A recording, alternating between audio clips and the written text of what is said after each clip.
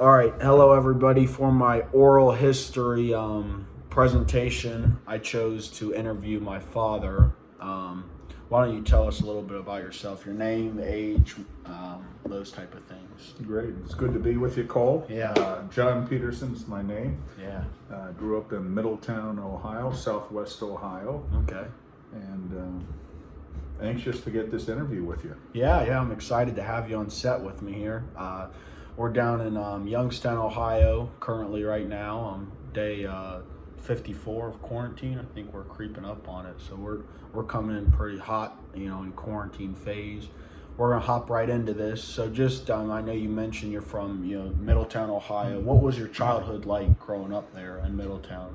Middletown was a thriving steel town. Had big steel mills and paper mills, and you knew what your curfew was by when the streetlights came on. Okay, yeah. And the growing up in really the 70s and 80s, you saw a lot of change. Grew up in the MTV award. MTV was just new and didn't have cell phones or computers were very rare.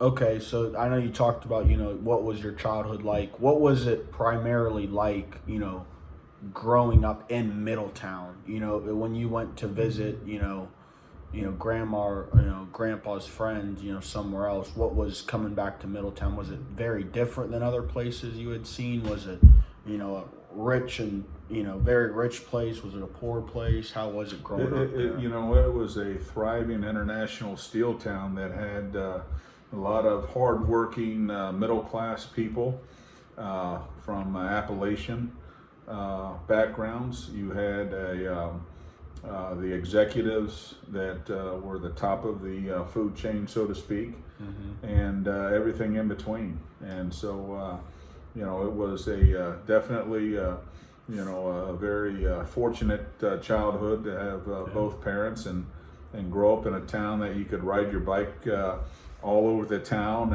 and be safe. Okay, yeah. So now for our next question, when you were growing up there, I'm sure grandma and grandpa made you have a job. What was your first job? Well, my first job I actually got paid outside the house was mowing grass. Okay, yeah. And I worked for a school teacher who in the summer, he had probably about 100 yards that he ran. So we would get up and mow grass from sun up to sundown all summer long. How much were you typically making, cutting grass for him? Oh boy, I bet you $3-4 an hour maybe. All right, there we go. Reeling it in there. So what would you say when you were growing up military experience-wise, someone in your family who was impacted by it or you knew personally growing up? Well, I never got to know my grandpa, my mom's dad, and he was in the military in World War II. Okay. And was actually a musician and would travel around the world and perform and sing to all the troops. Very interesting. I didn't even know that. Yeah. Yeah, thanks. 21 years late telling me that one.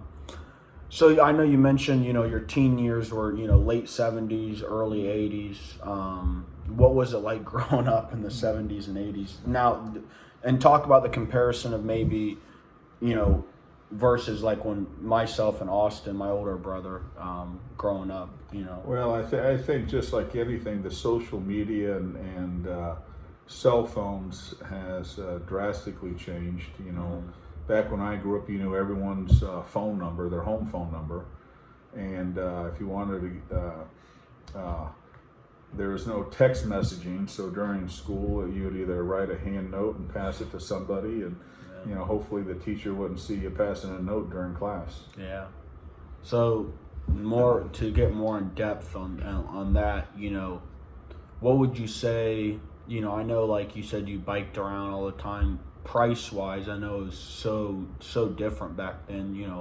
Would your parents give you a nickel and that would get you a snack and Coke? I mean, now it feels like, if a kid goes out, you got to give them probably $8 at least to get a snack and a drink, compare those Yeah, teams? the money's obviously was very. You could get a lot more out of a dollar. Yeah. And whether it was a soft drink or a candy bar or something out of the snack machine at the club, but just like anything, you weren't driven by money necessarily. As you just you had neighborhood kids and you had friends that you played outside with all the time, and that was your core group of growing up, was your neighborhood friends. Yeah. So I know you mentioned, technology is so different from, when I was growing up, younger versus you. When would you say you first truly saw technology and were actively using it? Was it, after college when you started, your career in coaching? Was it during college? Was it in high school? Probably about 2 months ago when this quarantine started, I really had to get the technology. No, you know what, Cole? We had, I bet you, our first home computer, towards probably the end of high school into college. Okay. We were still using typewriters to write papers in college. And then really soon after that, in the early 90s, is when you maybe have a box cell phone that were very, very limited in the minutes that you could use, and the cost of it was very high. Okay, yeah. And then my next question would be, what was your favorite food that you used to eat as a kid or back in the day that you no longer can find now? Like, it's off the market, it's just one of those things that you had as a kid all the time. There's probably some candy bars or something that was good. Sorry about that. You got to take that's his boss. But it was all good. And here, no, take that. I'm that. We'll take this from my boss here. So thanks much. Yep. All Sorry right. about that.